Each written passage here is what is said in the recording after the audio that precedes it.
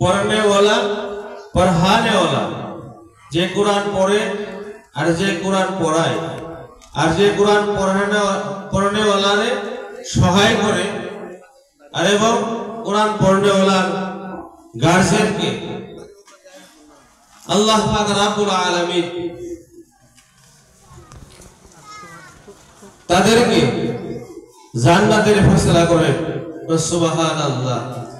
আর আল্লাহর নবীর ওয়াদা, আল্লাহর ওয়াদা, कुरान पढ़ने वाला शरीरके अल्लाह पाक रब्बुल आलमीन জাহান্নামের আগুন স্পর্শ করবে না।